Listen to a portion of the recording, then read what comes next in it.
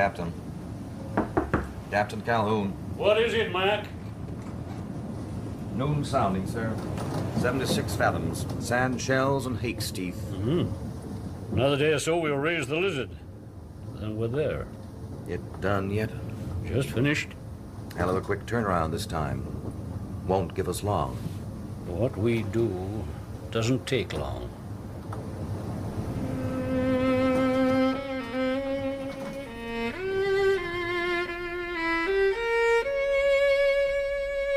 The 5 Orange Pips by Sir Arthur Conan Doyle. Dramatized for radio by Vincent McInerney. With Clive Medicine as Sherlock Holmes and Michael Williams as Dr. John Watson.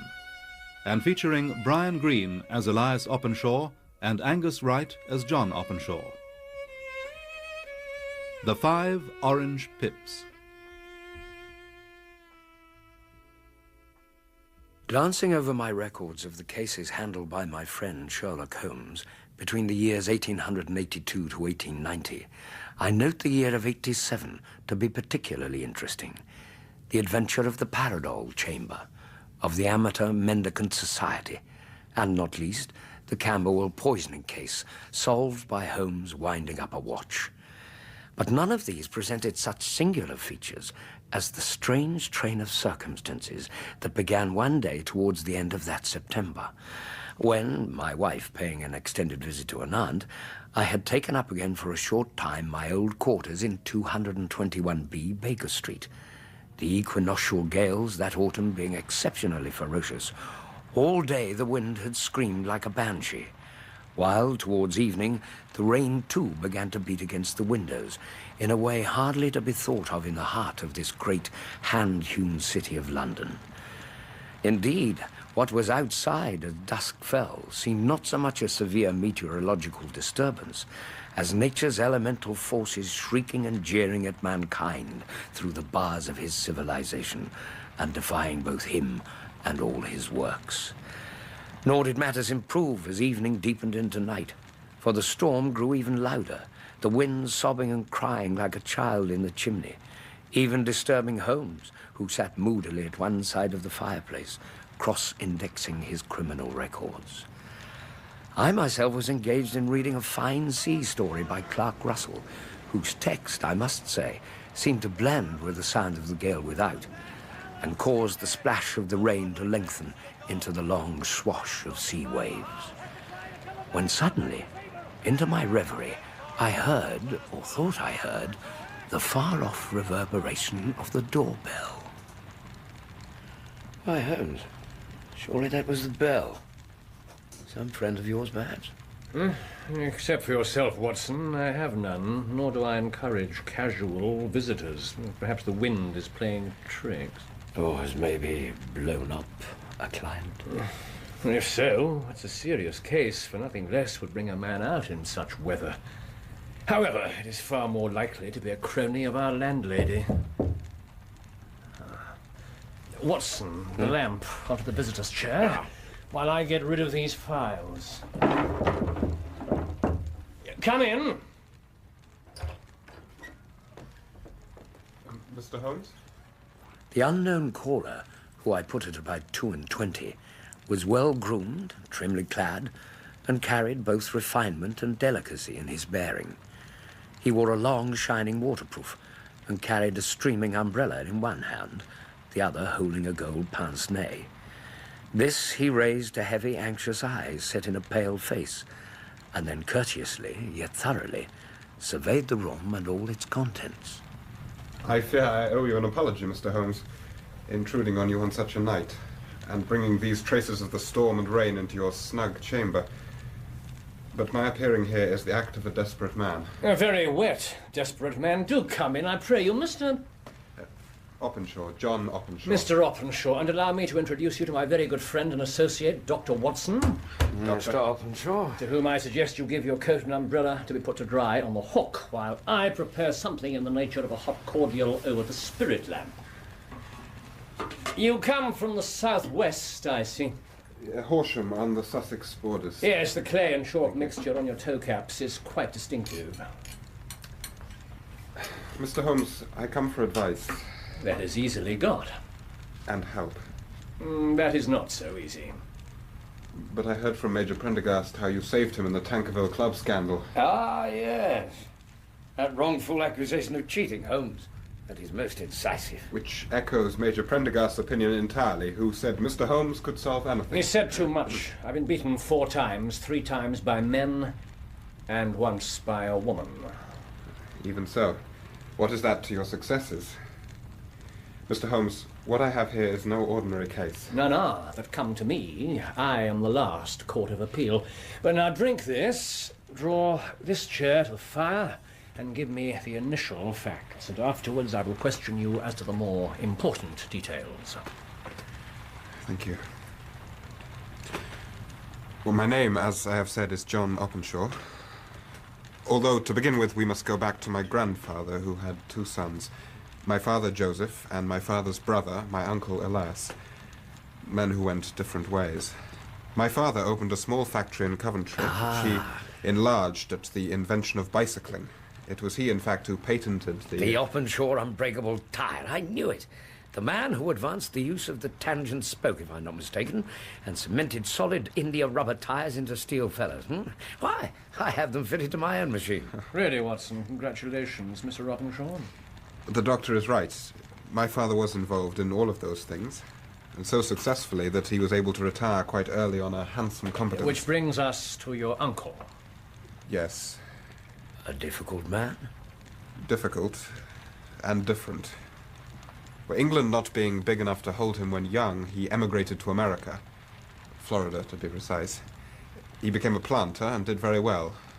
At the time of the Civil War, he fought for the South, reaching the rank of colonel under Hood, then retiring back to his plantation when Lee surrendered to Grant at Appomattox Courthouse on Palm Sunday of 1865. Though not to stay.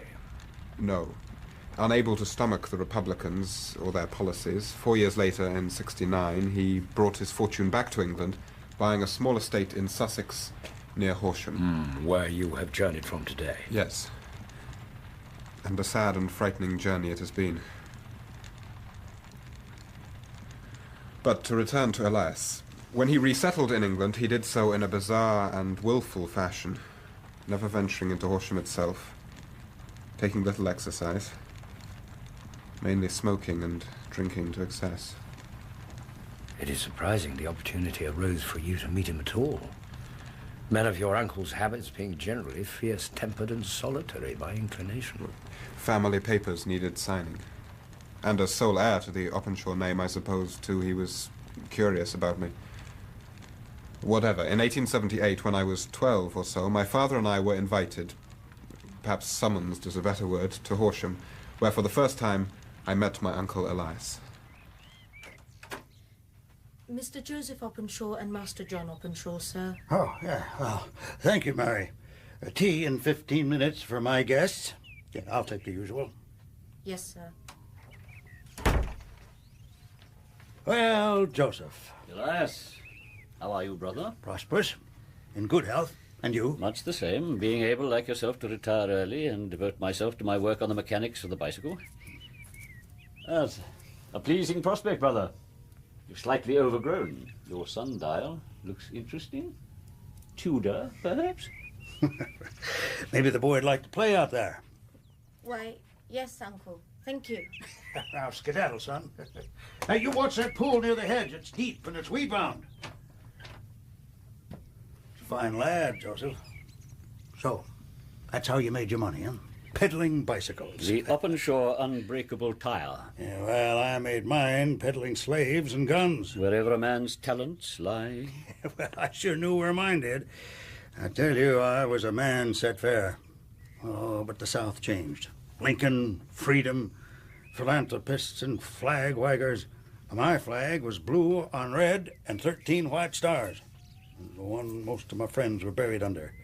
That was Sherman, a Vandal chief. Now, you know what Sherman did in Carolina. I know that after Lincoln's Freedom Proclamation of 1863, 10,000 citizens of Birmingham sent him a congratulatory message. Including your good self, huh? My works were at Coventry, brother. Oh, well, that's not so far. All right. Now, we've each shown his colors.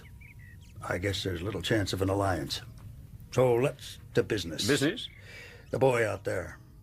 Your son, John. I'm not sure I follow. You know, I'm a rich man, Joseph. A rich man without an heir. Ah. But blood is blood. Now, you mind if we discuss him a little, brother? He is your nephew? He sure is. He goes to school. Where we live is rather remote, so he has a tutor. And play? Cricket? Rugger, rowing, all of that? He tends to find his own. Swimming in summer in the stream, skating in season. Sometimes, I believe, he plays at indoor games with Cook. Oh? Backgammon, draughts, and the like. Brother Joseph, I have a proposition. As I remarked, I'm a rich man. A rich man who lives alone. Now, your son also seems to live mainly alone. I object to that, Elias. I may not be able to devote all the time I might like to the boy, but... But I can. Oh, sure, now he can have his tutors. But I'm the one he'll really learn off. And inherit my fortune if he comes up to scratch. Now, what do you say? It's a generous offer. More than generous. And with distinct possibilities of widening John's horizons. But such a decision, such a very large decision, must be his alone. Then let's consult the oracle. So call him in, brother. Call him in, and we'll listen to him settle his fate and his estate. You elected to remain, of course. And never regretted it. Singular, yes. Fierce and quick-tempered. Foul-mouthed when angry. A drunkard. But before I was 16, I commanded both my uncle's household and his financial affairs. An education indeed. I could never be what he wanted, of course. These hands could never swing a saber, nor this mouth command his strange oaths, nor my belly contain the varieties and amounts of liquor he drank. But even so, we understood each other. We liked each other. Even loved each other in our own ways. And it was to me he trusted the keys of every room and cabinet. Except one, I think. Now I see why Major Prendergast set me in your direction, Mr. Holmes. A man like your uncle would have secrets, could hardly escape them. They would be hidden away somewhere in his house, I am right? A room among the attics. Invariably locked, and nothing to be seen through the keyhole but old trunks and bundles. Locked doors and locked secrets have a nasty habit of coming to light. As did those of my uncle.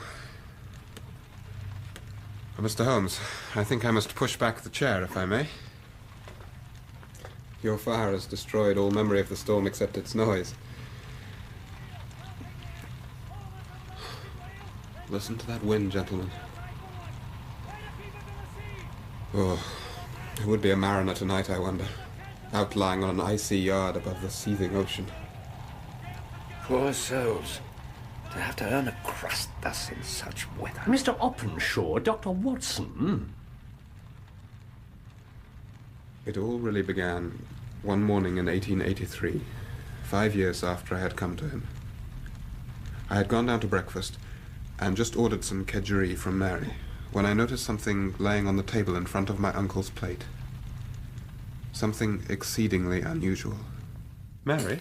Yes, sir. What's this? Why, it's a letter, Master John. Yes, but my uncle doesn't get letters. His bills are paid in cash. He has no acquaintances. Morning. Mary, lots of coffee. You, fixed for Lawyer Fordham to come today, John? Bringing the papers directly after breakfast, Uncle. Which means 2 breakfasts. Save him the expense of his own.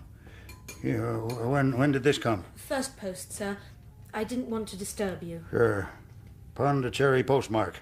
India, eh, John? East Coast, I believe, Uncle. South of Madras, strong French connections. Oh, missionaries, I bet. Looking for contributions. Lawyers and missionaries. And all in one day. I wonder where they got my name. Oh, open it, will you, John? Mary, where's that coffee? Well, was all right?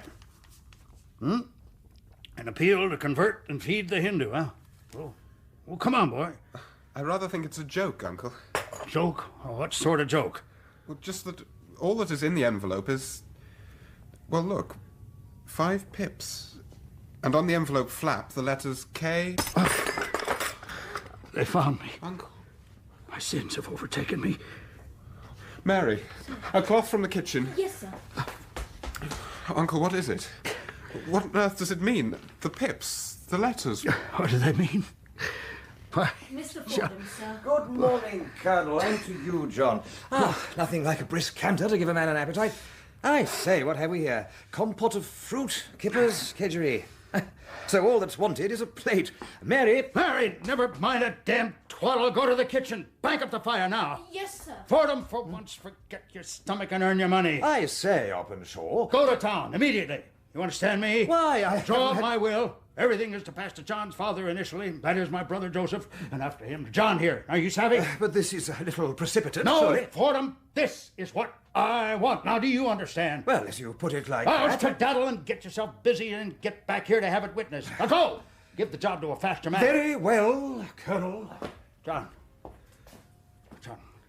I'm off to the kitchen. You go to the locked room. I know you're not supposed to know about it. Here's the key. Now, I want you to bring down the brass box. There's only one. Hurry, John, hurry. There's lots to do. Uncle, the 5 pips. You were going to tell me what they mean. They mean death, John. That's what they mean. And did they mean death, Mr. Openshaw?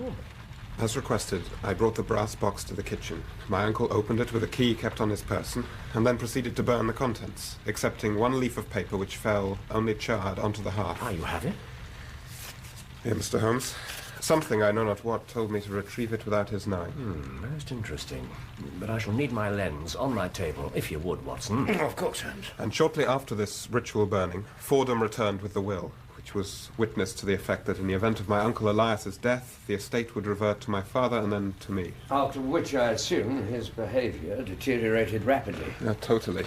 He began drinking continually, would see no one at all, roamed the house with his gun at all hours, suddenly unlocking the doors and rushing out in the night to check noises he heard outside, taps that had come at his window. Poor devil. And the end? A night when he made yet another drunken sally outside, yelling and cursing about those who were out to get him. He was found next morning face down in a little green scummed pool at the bottom of the garden. And the coroner's verdict? Suicide. Suicide? What else, given the circumstances? Yet no man had a stronger grasp on life than my uncle. However, my father and I simply entered into possession of the estate and £14,000 at the bank. Remarkable. Truly remarkable. Now, Mr. Openshaw, let me have 2 dates, will you? Watson, make a note if you will. Certainly. First, the exact date of the letter containing the 5 pips, and then that of your uncle's suicide. March the 10th, 1893, he received the letter. May the 2nd, 1893, his body was found. Exactly 7 weeks later. And upon a cherry postmark. I wonder. Perhaps it is yet too early. Pray proceed, Mr. Openshaw. So my father and I moved into the property, and in the attic room discovered that same brass box, inside the lid of which was pasted a label with those same initials that were on the envelope. Mr. And Openshaw, underneath- what exactly were these initials? Why, K.K.K. And some words, you say? Simply letters, memoranda, receipts, and a register. That is the nature of the papers that your uncle destroyed. It would appear so. And which same papers I tried to convince my father were directly responsible for my uncle's death. A suggestion he laughed away, saying the letter was a prank or warning from a firm of Florida orange growers my uncle had had business with in the past, and whose initials were K.K.K. Business, my father hinted, that may have involved perhaps some sort of financial irregularities. And your father maintained this reading of the situation? Unswervingly. Even when the second letter arrived, addressed to him. Some more coffee, my boy. Father, I implore you to listen. I firmly believe the first letter to Uncle Elias was both a warning and a statement of intent. I believe this one to you is also a warning, plus a request. A request of which you must take notice. To put on the sundial papers that no longer exist, that Elias burnt. I do not see how I can help the anonymous writer of this note. I do not even see how I can help myself to marmalade at this moment. It appears to be missing from the table. Although, should the writer call in person, I will gladly talk to him about it. From Dundee, was it? Well, Dundee is a long way. So is Pondicherry. John, I really see no use in pursuing this line again. Elias's death was self-inflicted in more ways than one. I don't know about you, my boy, but I find this toast rather crusty this morning. At least let me contact the authorities on your behalf. To lay what before them? My father's safety. Oh, very well. You recall Major Freebody, who commands the forts on Portsdown Hill, and who is continually inviting me over there to look at some lighting apparatus he has evolved, which he hopes to fit one day to his bicycle, though mark my words, it is the likes of Freebody who will have these wonderful machines of ours subject to Acts of Parliament before he's finished. Father... However, to calm your fears and satisfy his self-aggrandizement, I suppose for a few days, certainly no more than a week. How will that suit you? I could hardly speak, so relieved was I at my father's decision. As I imagined, the further he was from home, the further from danger. Then, on the second day, I received a telegram to contact the Major. My father, having apparently missed his way the previous twilight, had been found at the bottom of one of many deep chalk pits in the area. Nothing missing, no signs of violence. Death from accidental causes. Sympathies, Mr. Openshaw. Thank you, gentlemen. But that was nearly 3 years ago, and not directly what brings me here today. Then what does, Mr. Openshaw? These. Which arrived in a letter yesterday morning, and this time addressed to me. Good Lord. And the postmark? London, Eastern Division. The message? To put the papers on the sundial, and signed with 3 Ks. And what have you done? Nothing. Nothing? Well, to tell the truth, gentlemen, my first feeling was one of complete helplessness, like a rabbit transfixed by a snake. I seemed to be in the grip of some relentless, inexorable evil. Well, then I thought of my uncle's fighting spirit and decided I'd make a stand. Good man. And so went to the police, who listened with a smile. But my standing and my dreadful earnestness eventually persuaded them to allot me a man. Who is where? Horsham. His orders are to stay in the house. But why did you not come to me at once? I did not know who to turn to. This morning, however, I decided as a gesture to come to town, which is how I met Prendergast, who directed me to you. And well he did so. But you've left it late, very late, however. So, first the paper. Watson, the lamp directly overhead, if you will. Yes, these charred edges make it difficult. It's March 1869. 4th Hudson came, same old platform. 7th set of pips on Macaulay, Swain, and Paramore of St. Augustine. 9th Macaulay cleared. 10th John Swain cleared. 12th visited Paramore, all well, which I think is all we'll get. Now, this is your uncle's hand, Mr. Openshaw, on this scrap. Without doubt. What do you think, Mr. Holmes? That you return home immediately and put this remnant in the brass box, plus another note signed by yourself explaining the burning of the other papers. You must write this in a way that will carry conviction, and put the box on the sundial as instructed. And this will satisfy them? I think it may deter them, to give us extra time to discover their identities and invoke the law. You can really do this. If Holmes cannot help you, Mr. Openshaw, no one can. Then I will return immediately. Here, let me help you with your coat. If the sound of the wind is anything to go by, you will still need it. You go back by train from Waterloo? Thank you. Yes, there is one at 9:30. Then you must hurry, Mr. Openshaw. We'll take a cab, of course. If there is one available in such weather. Even so, I am armed. One of my uncle's many pistols. Not that I'm sure how to use it. The threat is often enough. Good, then set off, but take care, for you are in real and imminent danger, and tomorrow I will work upon your case. In Horsham? In London, Mr. Openshaw, for that is where the answer lies. London, Eastern Division. I saw Openshaw downstairs and opened the front door. A cloak of wind swept past me with a howl and up the stairs. Watching Openshaw being buffeted down Baker Street, searching vainly for a cab, I thought of Holmes, warm and dry upstairs in our cosy rooms, already in an introspective silence in front of the red glow of the fire, his pipe alight, watching the wraiths of smoke chase each other towards the ceiling like strands of seaweed being fantastically wound in the middle of great green waves. Then... Here, Watson, you're waterproof. You must follow until he finds a hansom, even to the railway station itself. For it seems to me he walks in more perils than even the Sholtos did in the Sign of the Four. Quickly! He's near the corner. But what are these perils? Who's behind all this? You have some idea? Indeed, but I can do no more until it's light. Until, in fact, the public libraries reopen in the morning. Should there be any doors left on them to open.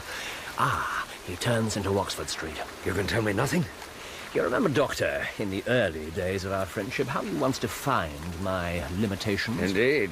Philosophy, astronomy and politics, 0. Botany, variable. Geology, profound, as regards mudstains from any region within 50 miles of London. Chemistry, eccentric. Anatomy, unsystematic.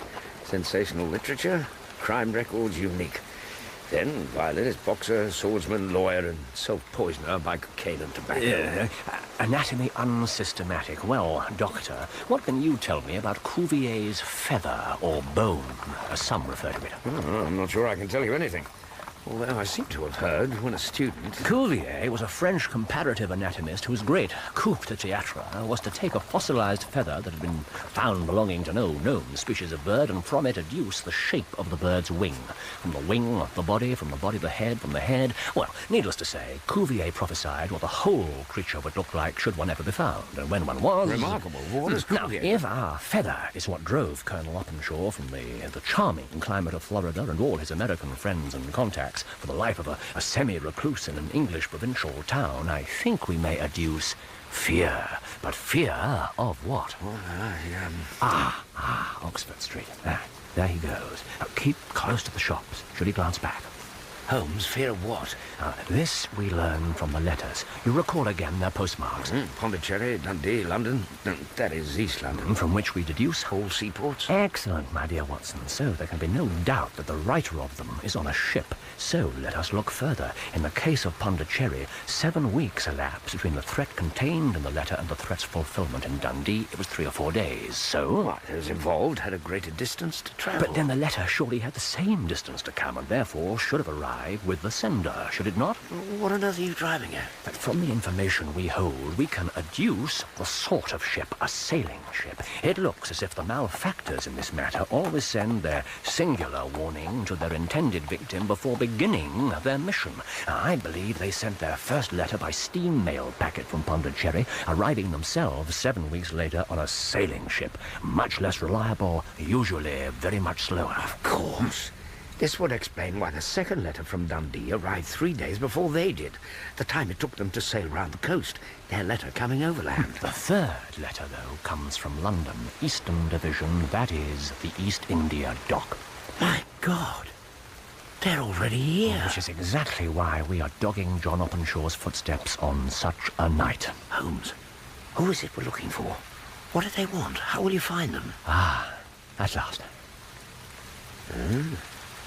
Strange tableau. Just one cab in an almost deserted Oxford Street. When you consider the carts jamming the middle of this thoroughfare during the day. Every day. And always in the middle. That, Watson, is because the camber of the road is an added hazard to already overburdened horses. He's safely inside. So, let us lay off a course for Baker Street with all possible dispatch. You want to know the who and why as regards John Openshaw? Well, after a small restorative, I shall do my very best to enlighten you. We shall be home, I trust, before Mr. Openshaw even steps aboard his train. She's broke off 2 points. We'll have to try to wear her. Aye, sir. I'll have cover, stop the watch. Everyone from the point of the old sails. We're from the cradle of the grave. It's along here. A barge called Betsy. My mate will let me lie up there till my ankle's healed.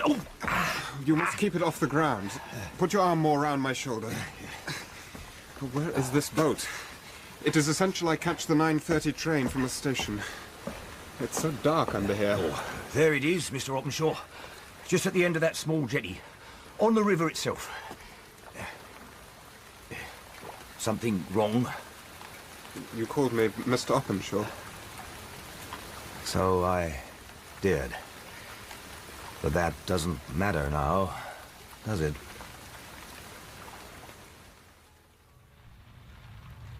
Here you are, Doctor. Thank While I put this towel to use, oblige me by handing down the letter K of the American Encyclopedia from the bookshelf, would you? You see, one person couldn't possibly have carried out the 2 murders. They were simply too well planned and executed. Openshaw's uncle Elias was a strong, capable, determined fighter. To subdue him and hold his head under in a pond would require 2, maybe 3 equally determined men. The sort of men who battle daily with the sort of weather we are now experiencing outside, and for whom a fall into the raging ocean and loss of life itself is simply another part of the daily round. Ah, thank you. So, to continue my Cuvier analogy, we are therefore not looking for one person but a group of people, and in this way K.K.K. becomes the badge of a society rather than that of an individual, of the Ku Klux Klan, in fact. Never heard of it. So, here it is. Ku Klux Klan, a name derived from the fanciful resemblance to the sound produced by cocking a rifle. Terrible secret society formed by ex-Confederate soldiers in southern states, notably Tennessee, Louisiana, Carolinas, Georgia, Florida, terrorizing of Negro voters, murdering and driving from country those opposed to its views. Outrages usually preceded by warnings sent to marked man by fantastic but generally recognized shape, sprig of oak, melon seeds, or orange pips. Yes, in spite of best efforts, the United States government movement flourished until eventually 1869, movement seemed rather suddenly to collapse. The time Elias came back to England. Bringing with him the papers. Papers, I suspect, that would perhaps now incriminate some of the first men of the South. Yes, now consider again the leaf that fell from the fire. Sent the pips to A, B, C, A and B, leaving the country, C being visited with, I fear, a sinister result. Now this was evidence to be destroyed or suppressed at any cost. A task given to the men from the ship. But the papers are no more, and Elias dead. There is now no more danger to anyone involved in this society. Well, the pursuers are not to know this, at least not until tomorrow when they find John Openshaw's note. Will they believe it? I have no idea. You see, I think the men questioned Elias before drowning him, but would have had no means of deciding the truth, because Elias would have claimed all the papers burned, but had nothing to show them one way or the other. But with the proof now of the charge sheet. Would they not have searched the house after killing Elias? No, they would have expected Elias to live alone. Given his character, would not have allowed for his nephew being there, and secrecy is essential to the aims of their society. And once Elias was dead, of course, only the papers could then incriminate the principals. Indeed. So they threatened John's father, Joseph, for them. A stubborn man, he refused to make known what he knew, which cost him his life. But, as it said in the encyclopedia, they exist through fear, and will now hope to have scared Openshaw to the point where he'll give them anything he has. What devils? What do you intend to do? Deliver them to the law. But how? When you've no idea where they are? When there are 1,000 ships in the East India docks. That is tomorrow. For tonight, hand me my violin, and we'll try to forget for half an hour the miserable weather outside, and still more miserable ways of our fellow men.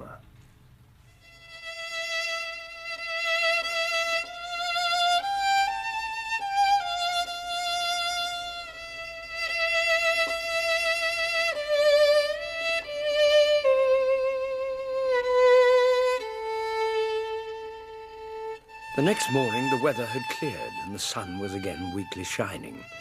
Holmes arose early and in a positive fever of impatience, refusing one of Mrs. Hudson's stout bachelor breakfasts, refusing to glance at the morning papers, departing with hardly a goodbye. Left alone, I began to turn over those same papers, at first indiscriminately, then with a heavy heart. The morning wore slowly into midday and then into afternoon, but still there was no sign of Holmes. Finally, tired from my own inaction, sick with a sense of failure, weary from good motives turned by chance to bad deeds, I lay on the couch to rest. And while lying there, ran again over the fantastical story told to us by John Openshaw, amused on his life with his uncle, the sensitive, timid boy, and his immersion into the end of a very deep pool. His relationship with Elias, and where it eventually brought him. Evening began to close in, fantasy to merge with fact as the long day waned. I half dreamt the bell had rung, and Openshaw was again mounting the stairs for the first time, that we would be given another chance, that... Watson. Success, I think. Up you get and listen to this. Holmes, have you seen... Later, my dear fellow. Lord, I'm hungry. Nothing all day. Let me get myself some roast beef. There's a good fellow. Holmes. There's some mustard. Watson, I know who they are, the murderers, their names, where they're from, where they're going, everything. Ah, that's quietened you. Let me explain.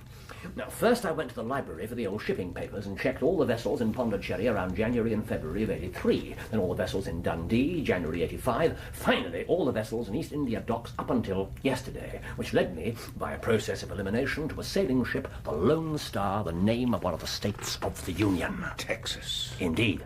Proof in itself, almost. Then to Lloyd's to see my old friend Captain Standish. You remember the case of the singular stowaway? Of course you do. Standish looked through the lists and found the details. Lone Star, home port, Savannah. Captain James Cahoon, agents near the Albert Dock. At the agents I inquired about a passage to America, citing reports of Captain Cahoon's seamanship as my reason for choosing the ship.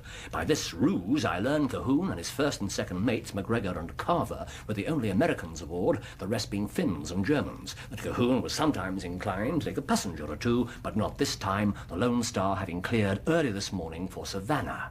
I realized immediately that Cahoon and his associates must have collected the paper from the sundial late last night prior to sailing this morning. Well, they may have their scrap of burned paper, but I have their names and all other details, which will be forwarded to the proper authorities, though not until I have bathed and rested. And after... why, perhaps a trip to Horsham to acquaint John Openshaw with the solution to his problem. What do you say, old fellow? I'm afraid it would be a wasted journey, Holmes. Here.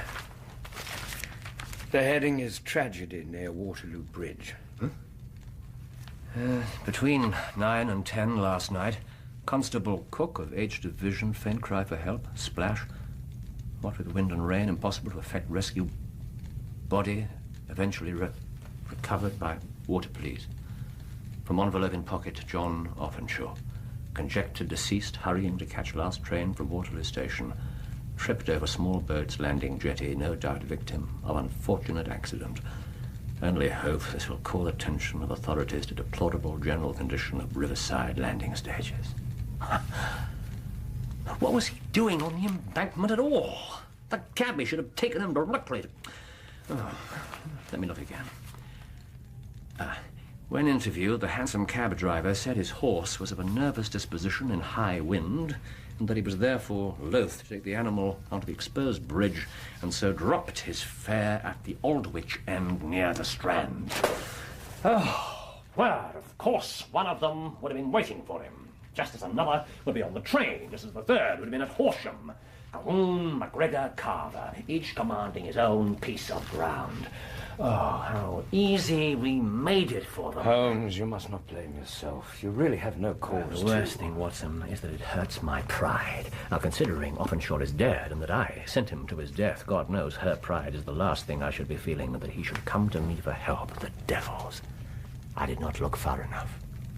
Devils, devils. But he shall not remain unavenged. Watson, an orange from that cupboard. Here you are, but thank you. 1, 2, 3, 4, 5. Envelope, pen, and address to Captain James Cahoon, Bark, Lone Star, Savannah, Georgia. To go by mail boat and be waiting for our friend Captain Cahoon when he arrives. It'll give him a sleepless night when he will feel something of what John Openshaw felt, and I will ensure the police will wait on him the next day. You see, they gave him a day to put the papers on the sundial, as they had only until the next morning before they left. When he did not comply, they killed him, assuming that with the last of the Openshaws dead, their secret would be safe. Well, I will put a pack of dogs on them they will not shake off, no matter how fast and hard they sail. It may not come to that. Have a look here. This report concerning the weather. How the storm that has just passed over London is now expected to move out to sea, heading for the Goodwins and the Isle of Wight. Yes. They may not be too far from there at this moment. I wonder, Watson, if this time a higher authority has not intervened to exact a most ultimate justice. If so, it is a salutary lesson. Not least to me.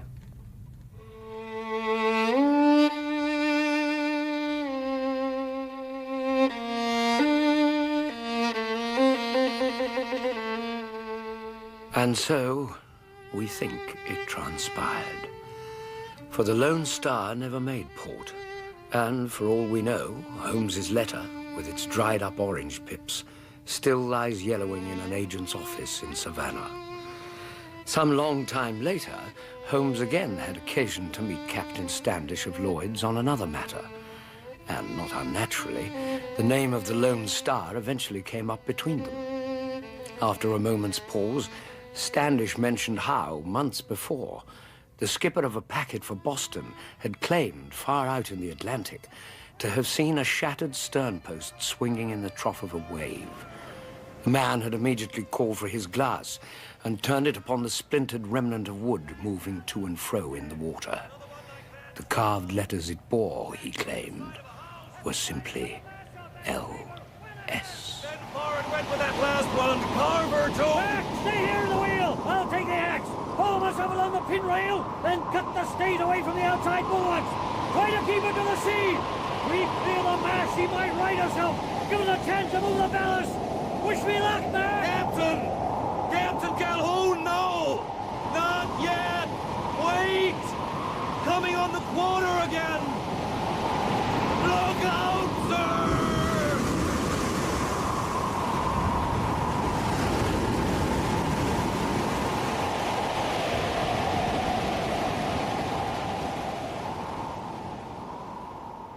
And that is all we ever knew concerning the fate of the Lone Star.